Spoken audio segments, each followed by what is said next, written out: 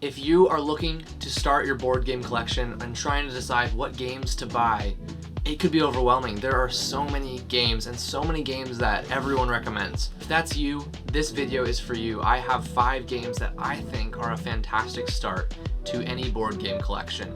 Obviously, not all of these games will be right for you, or maybe they will.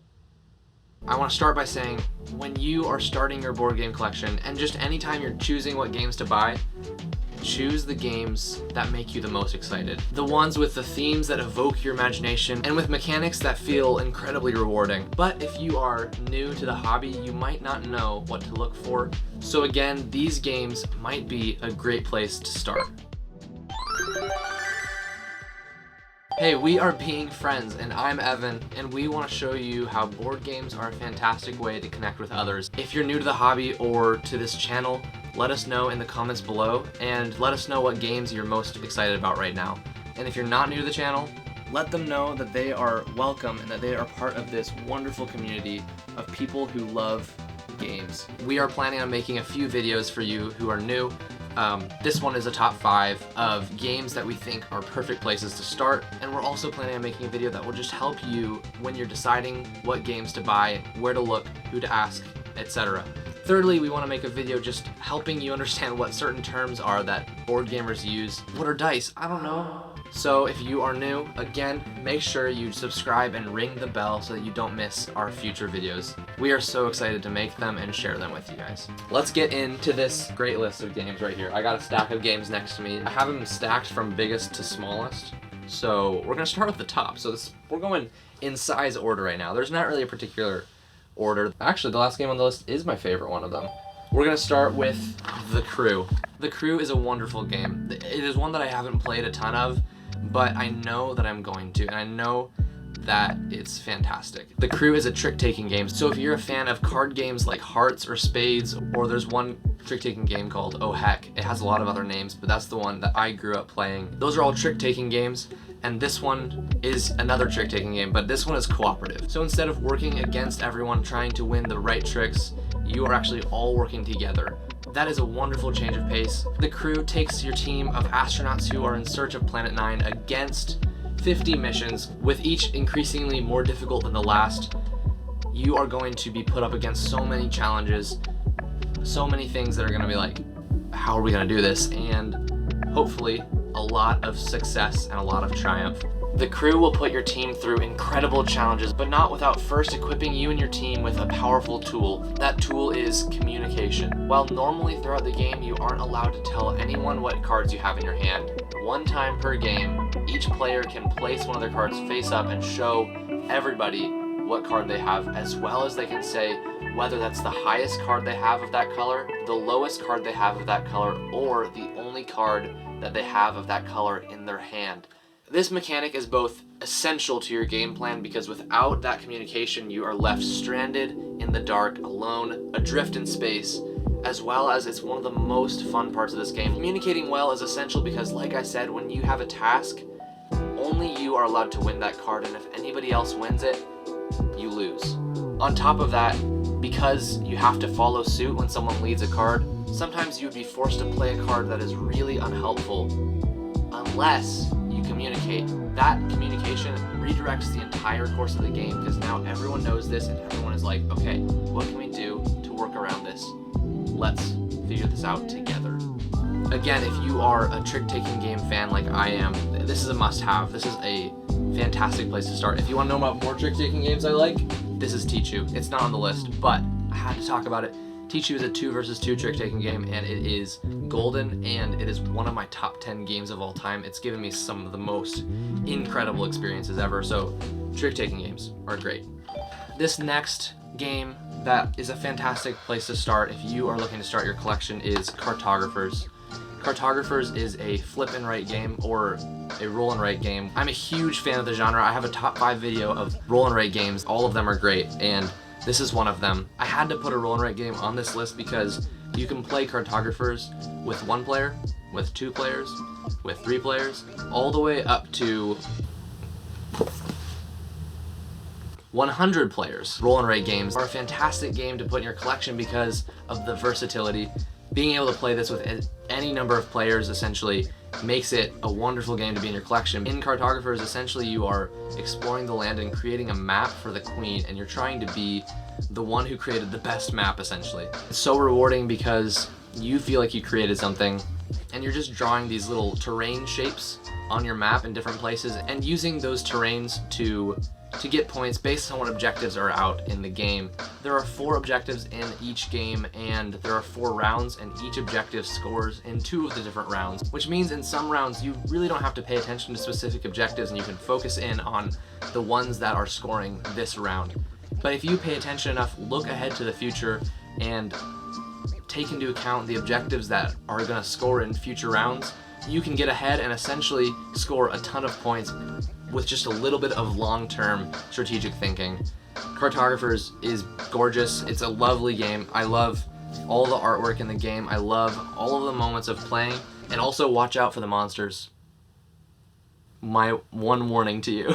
If the fact that you can play with any number of people is interesting at all to you, or if a game with incredible decisions is exciting at all, I highly recommend Cartographers, and I really hope that you get it, and I hope that you enjoy it if you do get it. One of the most important things to think about when you're starting your collection is getting different games that fulfill different purposes, because if you have a small collection, you want to have a wide variety of experiences and of games that work for different player counts, so that more often than not, you have the perfect game for the moment. So, with that in mind, the next game on this list is 7 Wonders Duel. 7 Wonders Duel might be my favorite game that is made for specifically 2 players. There are so many good ones, and like Roland writes, I have a video of my favorite 2-player games. If you're interested in getting more of those, if you happen to most of the time only have one other person to play with, there are so many great 2-player games, but this one, a lot of people agree with me that it is one of the best ones. 7 Wonders Duel has some of the most tight, interesting, and strategic gameplay that I've ever played, and it is consistently rewarding. The game makes me feel clever, it makes me feel like I'm outsmarting my opponent, and it also makes me feel like I am creating a civilization that is potentially really strong in its military. Maybe my civilization is super advanced in science, or maybe my civilization is just so wealthy that I just have all the money I'd ever need. The amount of potential variety in creating that civilization there is incredibly vast, as well as the different wonders that you get at the start of the game will change the way you play drastically and make the game feel incredibly unique every single time. I think that 7 Wonders Duel is a 2-player game that you can play forever, and it gets better as you play it. You and one other person, if you guys played this game over and over again, you would start to understand all of the ins and outs of the strategy and begin to have this interesting meta game between you guys. I really, really recommend it. On top of that, there is currently 1 expansion out for this game. The 1 expansion they have is fantastic, and it incorporates the gods of these ancient civilizations, which is kinda crazy. 7 Wonders Duel with the expansion is incredible, and I would play with it all the time, but sometimes I just want to play without it, and it's equally good. 7 Wonders Duel is so interesting because you draft cards from the middle of the table, and the cards are set up like a pyramid where you can take any of the cards that are revealed, and as soon as a card is uncovered, you reveal more cards. One of the things that is so interesting about 7 Wonders Duel is that there are 3 victory conditions. Either by the end of 3 ages, you have the most points, or if you get enough military power that you can overpower your opponent, then you win. Or if your civilization is the most scientifically advanced possible, then you also win. And these 3 different conditions make this game feel incredibly tight, incredibly tense every time, because as soon as they start pressuring you with military, you have to go on the defensive, and you can't just focus all in on your culture and on your science, because if they conquer you, it's over. So this game is fantastic for all those reasons. Again, it's a wonderful game for 2 players, and honestly, I recommend any board gamer to have at least 1 really good 2-player game, because it's just really often that you're like with 1 person and you're like, I'd play a game right now. And if all your games just suck at 2 players, then you're out of luck. But this one is a great choice. I will add that this one is slightly more complicated than the other games on this list, but at its core, it's fairly simple. Just there's a little bit of a learning curve because there's a lot of icons that you have to understand before you can really understand what's going on in the game. So I believe in you. I think it's incredibly worth it to learn this game. It's really not too complicated, but just compared to the other ones, it is. All right, we talked about how sometimes you're with just one person and you want to play a game. This is the opposite situation. You're with like 10 or 12 people and you want to play a game and you're like, we could do 6v7 7 Wonders Duel.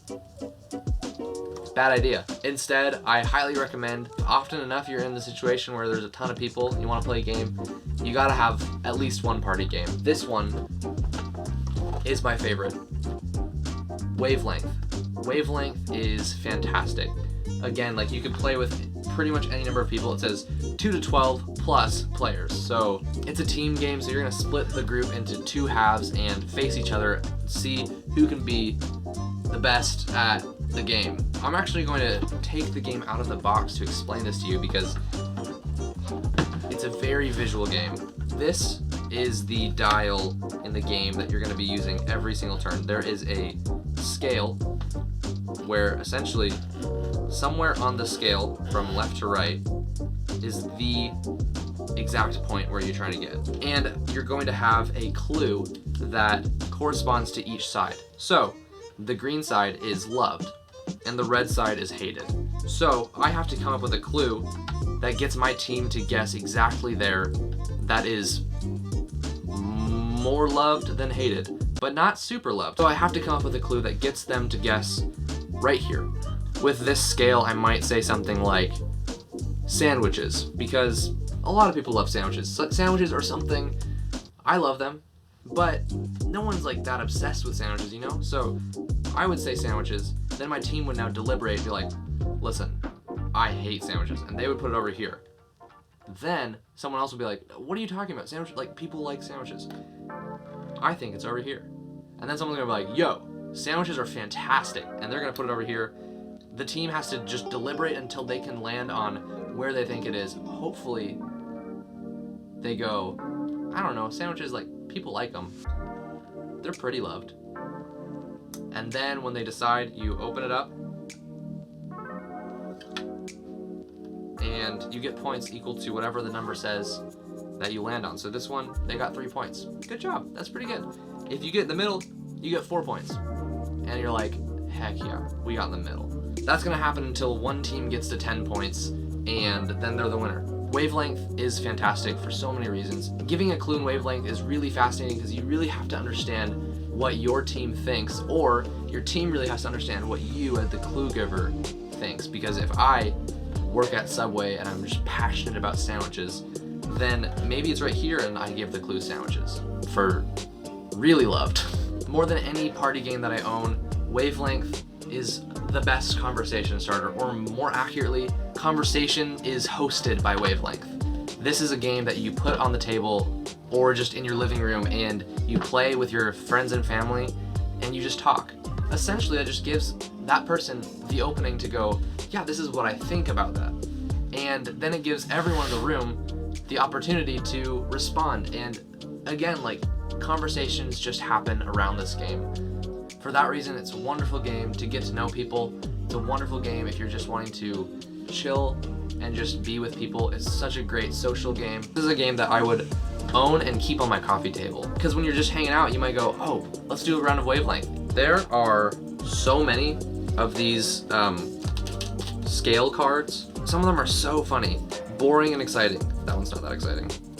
Cat person, dog person, okay. Good movie, bad movie would be fun. Requires luck versus requires skill. Movies that Godzilla would ruin versus movies that Godzilla would improve. That's so funny. What movies would Godzilla ruin? Can't think of any actually. I think it would improve all of them. So that's Wavelength. When I heard about this game, I knew I had to get it, and I am so glad I did. It's a great game. It's a fantastic game. It was actually on my last list video. It was actually on my top 5 deck building games video. It is Quacks of Quedlinburg. I am most confidently able to say that this one has got to be in your collection. It's one of the best games I've ever played that nearly everyone would love. In Quacks of Quedlinburg, you are all brewing potions and you are competing to create the best potion using the best ingredients and the best combination of ingredients. just to make the perfect potion, the perfect concoction. Brew. Brewskis. Everyone I've played it loves it. It's so approachable and it's so fun that it just gets to the table all the time. It's something that everyone I know who's played it is so down to play. Quacks of Quedlinburg is a great example of a game that is fun, and that's all you have to say about it. And in Quacks, at the start of the game, you have a bunch of cherry bombs and a few good ingredients like a pumpkin and a spider, but just not a lot. Cherry bombs are an ingredient that you need to be in your potion. It has to be there. You have to have cherry bombs. But if you have too many cherry bombs, your potion is surely going to explode, and that's not good. You don't want your potion to explode, which is potion making 101. So as you're pulling tokens out of your bag and brewing your potion, you're pulling them randomly, which means at any moment it could be a cherry bomb. And as soon as you might cross the threshold that'll make you explode, everything is a risk. And that makes this game so fun because you're constantly pushing your luck. You're like, okay, I counted. It's a 1 of 15 chance that I explode.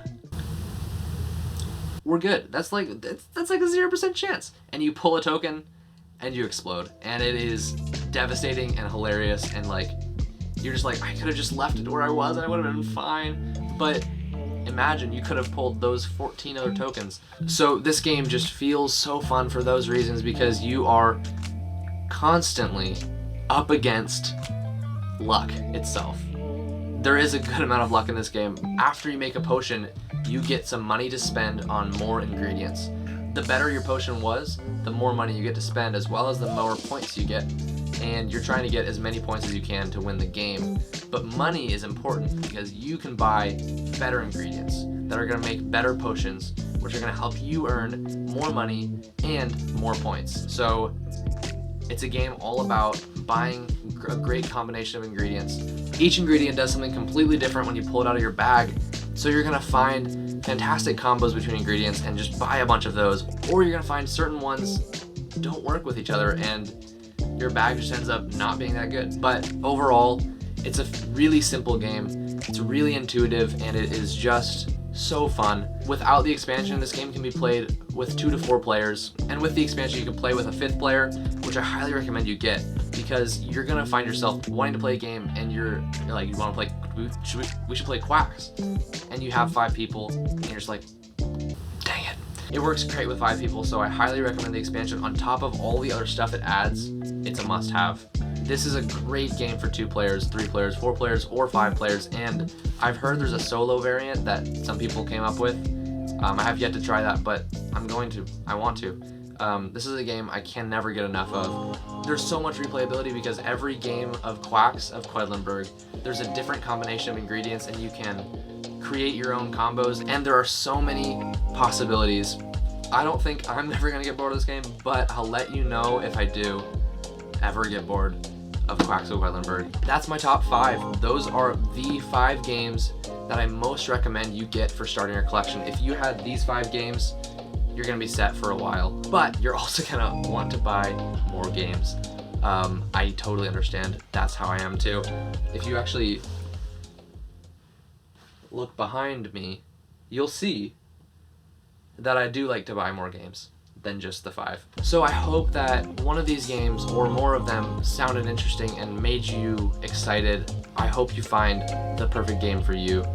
If they weren't interesting, that's completely fine. Like, we all have different tastes. But if you did find one that seems exciting to you, we have links to all of these games in the description below to make it as simple as possible for you to find them. Thank you so much for hanging out and joining me as I tell you my 5 games that I think are fantastic if you're starting your board game collection. Oh, I have an honorable mention. This one, if complicated isn't scary, and if you just want a game that you can play over and over again, I recommend Spirit Island to you. This is my favorite game ever. If you've seen my 7 tips to help you win this game, you would already know I love this game so much. It's probably, out of all the games I've ever played, the one with the most replayability, the one that's gonna get you to want to come back for more, the most.